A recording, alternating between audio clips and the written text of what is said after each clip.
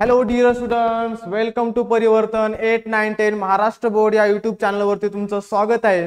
बघा, मागच्या व्हिडिओ लेक्चरमध्ये आपण प्रकरण 7 भौमितिक आकृत्या आपण क पाहिलं होतं. आता आपल्याला भौमितिक आकृत्यामध्ये ड नियम व संख्या गट हे इथं आपल्याला पाहायचं आहे. तर यामध्ये आपल्याला एकूण 16 प्रश्न आहेत. ते आपण एका टप्प्याटप्प्याने तो सोडवणार आहोत. प्रश्न थोडेसे किचकट समजायला थोडे अवघड वाटतील, पण मी तुम्हाला एकदम सोप्या भाषेमध्ये समजून सांगण्याचा प्रयत्न करेल. व्हिडिओला शेवटपर्यंत पहा आणि आवडला तर नक्कीच लाईक करा आणि आपल्या चॅनलवर नवीन असाल तर चॅनलला सबस्क्राइब करा, कारण सर्व रेकॉर्डेड बॅचेस एनएमएसचे पूर्ण क्लास तुम्हाला इथं या यूट्यूब चॅनलवरती फ्री ऑफ कास्ट मिळणार आहेत. त्याचबरोबर इयत्ता 10वीचे सुद्धा गणिताचं पूर्ण मराठी मीडियमचं व्हिडिओ लेक्चर्स तुम्हाला रेकॉर्डेड इथं विना शुल्क विना मूल्य तुम्हाला इथं फ्री मध्ये मिळणार आहे. चला व्हिडिओला सुरुवात करूया. तर बघा, आपल्याकडे सुरुवातीला सूचना दिलेली आहे. तर सूचना काय सांगते, प्रश्न क्रमांक 1 ते 4 मध्ये आपल्याला सूचना आहे. सूचना बघा काय सांगते की पुढील पैकी कोणत्या नियमानुसार खालील संचातील संख्यांचा संच मिळतो ते आपल्याला ओळखायचं आहे. तर म्हणजेच काय सांगले आपल्याला इथं काय दिलेलं आहे, आता एवढ्या प्रकारचे नियम दिलेत. नियम क्रमांक 1, 2, 3, 4 हे नियम आहेत. ते नियम एकदा आपण वाचून घेऊया आणि ते नियम एवढ्या प्रश्नापैकी म्हणजे 4 ह्या प्रश्नापैकी कुठल्या प्रश्नाला कुठला नियम लागू होतो तो आता इथं आपल्याला पाहायचा आहे. तर नियम पहिला सांगतो की संख्येला 7 ने गुणा आणि 5 त्यामध्ये मिळवा. म्हणजे कुठली एक संख्या घ्या, त्याला काय करा, 7 ने गुणा आणि त्यामध्ये जर 5 मिसळले तर ते सिक्वेन्स त्याला लागू होतो का तो बघायचा. दुसरा आपल्याला पर्याय आहे, नियम असा सांगतो की संख्येचा वर्ग करा आणि त्यामध्ये आपल्याला तीच संख्या मिळायची आहे. म्हणजे एखादी कुठली तरी XYZ एक संख्या घ्या, त्या संख्येचा वर्ग करून ज्या संख्येचा वर्ग केला तीच संख्या त्यामध्ये मिळवायची आणि पुढची संख्या आपल्याला कुठली मिळेल ते पाहायचं. नियम क्रमांक 3 सांगतो आपल्याला संख्येचा घन करून त्यातून 3 वजा करा. कुठली संख्या त्याचा घन करा, त्यामधून जर 3 वजा केली तर आपल्याला अशी एक सिरीज मिळते, काही संच मिळतो का.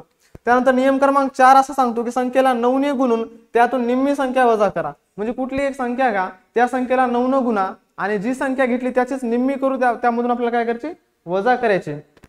तर न उशीर करता आपण प्रश्न क्रमांक 1 ला सुरुवात करूया. बघा, 156,56, 12, 110 हे आपल्याकडे दिलेलं आहे.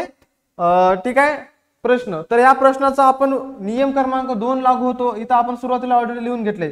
म्हणजे प्रश्नाचे उत्तर आपण लिहून घेतले, तर फक्त ते एक्सप्लेन करून तुम्हाला मी इथं सांगणार आहे. तर नियम क्रमांक 2 काय सांगतो बघा, संख्येचा वर्ग करून त्यात तीच संख्या मिळवा. म्हणजे जर आपण 12चा वर्ग केला आणि 12चा वर्ग 144 होतो, 144 मध्ये आपण 12 ही संख्या मिळवली तर आपल्याला 156 ही संख्या मिळते. तसंच आता आपण काय केला, 7चा वर्ग केला, 7चा वर्ग होतो 49 आणि 49 मध्ये आपण 7 मिळवले तर आपल्याला 56 मिळतात. त्यानंतर आपण 3चा वर्ग घेतला तर 3चा वर्ग होतो 9 आणि 9 मध्ये आपण 3 मिळवले तर होतात 12, तर 12 आलेला आहे. त्यानंतर 10चा वर्ग होतो 100 आणि 100 मध्ये 10च मिळवले तर आपल्याकडे मिळतात 110.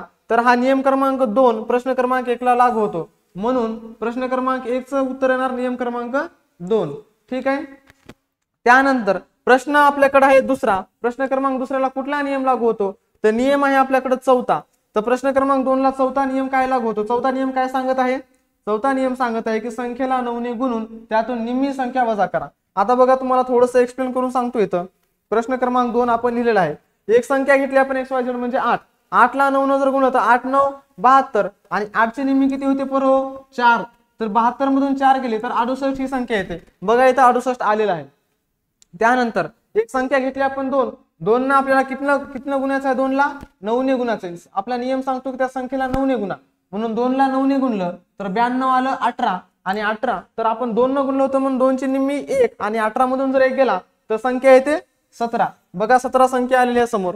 त्यानंतर आता आपण 9 ला गुणणार आहोत 4 न, तर 4 9 36 आणि 4 ची निम्मी होते 2, तर 36 मधून 2 गेले तर आता 34. बघा इथं नियम आपला लागू झालाय, 34 संख्या आलेली आहे. त्यानंतर आता आपल्याला 10 न गुणायचं आहे 9 ला. 10 9 90, तर 90 मधून आपल्याला 10 ची निम्मी संख्या 5, तर 90 मधून 5 गेले 85 येतात. तर बघा इथं आलेले 85. अशा प्रकारे प्रश्न क्रमांक 2 ला नियम 4 हा लागू होतो.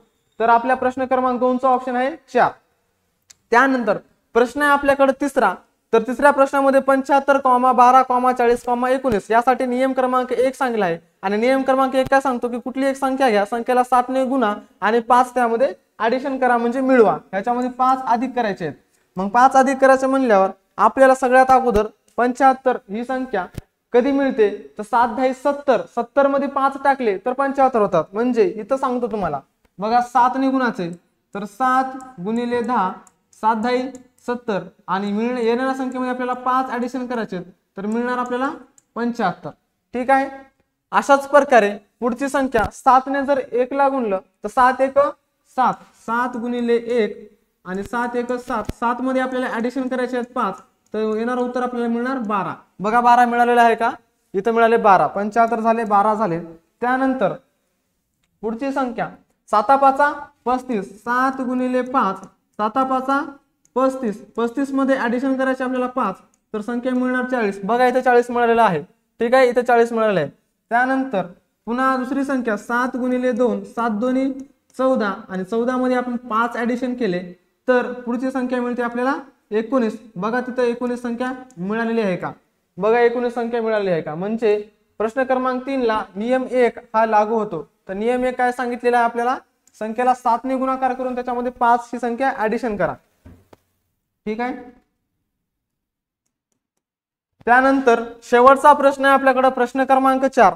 तर प्रश्न क्रमांक 4 ला 3 नियम लागू होतो. नियम क्रमांक 3 काय सांगितलाय? संख्येचा घन करून त्यातून 3 वजा करायचे आहेत. म्हणजेच आता 61 संख्येचा घन करायचा आपल्याला तर 4 चा घन किती होतो? 64.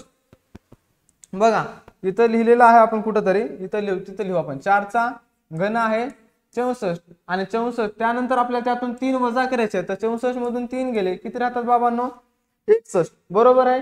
त्यानंतर आता 22 ही संख्या आपल्याकडे दिलेली आहे तर 22 संख्या ही 5 चा घन असणाऱ्या संख्यातून आपण केले वजा 3. 5 चा घन आहे 125 तर 125 मधून आपण वजा केले 3 तर 122 ही संख्या मिळते. त्यानंतर 2 चा घन आहे आपल्याकडे 8 आणि 2 चा घन 8, 8 मधून जर 3 वजा केले तर 5 ही संख्या मिळते. त्यानंतर 7 चा घन आहे आपल्याकडे 343 आणि 343 मधून जर आपण 3 वजा केले तर उत्तर मिळते आपल्याला 340. अशा प्रकारे आपल्या प्रश्न क्रमांक 4 ला नियम क्रमांक 3 हा लागू होतो. अशा प्रकारे आपण 4 प्रश्न इथं सोडवलेले आहेत. त्याच प्रकारे आपण पुढचे प्रश्न सुद्धा लगेच कंटिन्यू याच व्हिडिओमध्ये बघणार आहोत. तर बघा प्रश्न क्रमांक 5 ते 8 साठी आपल्याला काही नियम व अटी सांगितलेले आहेत.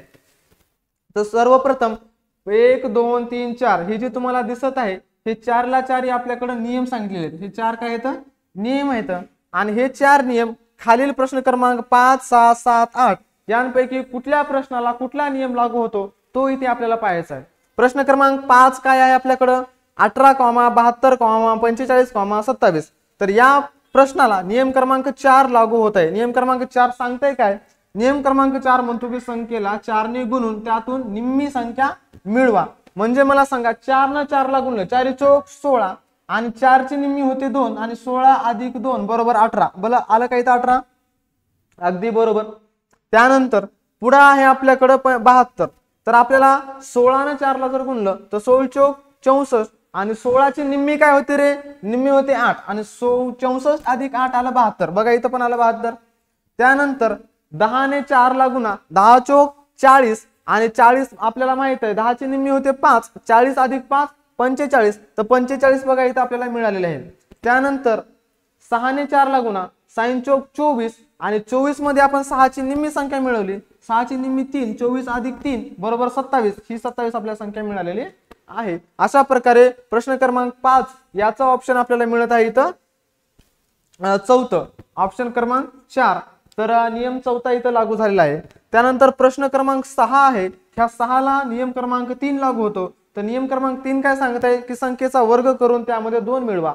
तर संख्येचा वर्ग करायचा आपल्याला मला सांगा 11 चा वर्ग आहे 121 तर 121 मध्ये जर आपण 2 मिळवले तर काय होतात 22 आणि 23 123. तसंच 14 चा वर्ग आहे आपल्याला 196 आणि 196 मध्ये जर आपण 2 मिळवले तर 196 मध्ये 2 मिळवते 198. बघा 198 मिळाले. त्याच प्रकारे 1 चा वर्ग 1 आणि 1 मध्ये जर आपण 2 ऍडिशन केले आपल्याला सांगतात त्यामध्ये काय करायचं 2 मिळवा. बरोबर आहे. तर 1 चा वर्ग 1 आणि 1 मध्ये 2 मिळवले झाले 3. त्याच प्रकारे 4 चा वर्ग 64 आणि 64 मध्ये 2 मिळवले तर उत्तर येतं 66. अशा प्रकारे प्रश्न क्रमांक 6 ला आपला नियम लागू होतो 3 नियम लागू होतो. त्याच नंतर आता प्रश्न क्रमांक आपल्याकडे दिलेला आहे 7. तर हा जो प्रश्न क्रमांक 7 आहे याला नियम क्रमांक 1 लागू होतो. नियम क्रमांक 1 काय सांगतंय की संख्येला एक संख्या घ्या त्याला 11 ने गुणा त्यामधून 3 वजा करा. मग आपण काय केलं, ह्या प्रश्न क्रमांक 7 ला तर आपल्याला 11 आणि 1 अशी संख्या गुणायची आहे, तर 11 आपण घेतलं, 11 9 99, तर 99 मधून जर 3 वजा केले तर आपल्याला भेटतात 96. त्याचनंतर 11 ला आपण फक्त 1 न गुणलं तर 11 1 11 आणि 11 मधून आपण 3 वजा केले, आपल्याला 3 वजा करायचे, 11 मधून 3 गेले तर राहतात 8. त्याच प्रकारे आपल्याला 11 ला आपण गुणूया 4 ने, 11 4 44, 11 ले गुणा, कुठल्या संख्येला 11 ने गुणा, तर 11 4 44 आणि 44 मधून जर 3 वजा केले तर आपल्याला मिळतात 41. अशाच प्रकारे 11 5 55 आणि 55 मधून जर 3 वजा केले तर मिळतात 52. म्हणजे प्रश्न क्रमांक 7 ला आपला जो नियम आहे, नियम क्रमांक 1 इथं लागू होत आहे. मग प्रश्न क्रमांक 8 आपल्याकडे दिलाय आणि प्रश्न क्रमांक 8 ला नियम लागू होत आहे 2. नियम 2 काय सांगतो की एक संख्या घ्या, संख्येचा वर्ग करून त्याचे निमपट करा. निमपट म्हणजे काय, कुठली बी XYZ एक संख्या घेतली, त्या संख्येचा जर वर्ग केला, ज्या संख्येचा वर्ग करला त्याचे निमपट आपल्याला करायचे. म्हणजे जर 12चा वर्ग घेतला आपण, इथं बघा 12चा वर्ग 144 आणि याची निमपट केली म्हणजे याला भागिले 2 केले तर याची निमपट आली 72. बघा आलं का 72. त्याच प्रकारे आता आपल्याला करायचा 20चा वर्ग 400 आणि 400ची निमपट केली, 400ची निम्मे किती होते रे 200. बघा आलं का 200. त्याच प्रकारे आपण जर 8चा वर्ग केला 64 आणि 64ची निम्मी केली तर 32 येते. तर काय ते मिळालेले आहेत आपल्याला 32.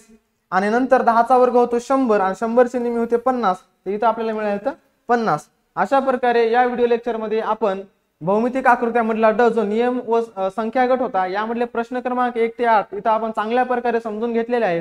व्हिडिओ आवडला असेल तर व्हिडिओला लाईक करा, नवीन असाल चॅनलवरती चॅनलला सबस्क्राईब करा, कारण तुम्हाला अशाच प्रकारचे सर्व व्हिडिओ लेक्चर्स इथं फ्री मध्ये तुम्हाला आपल्या चॅनलवरती मिळणार आहेत. तर पुढचे प्रश्न जे आहेत प्रश्न क्रमांक 9 ते 16, ते एकूण आपल्याला 16 प्रश्न होते. राहिलेले प्रश्न आपण लगेच पुढच्या व्हिडिओ लेक्चर मध्ये पाहणार आहोत. तोपर्यंत धन्यवाद.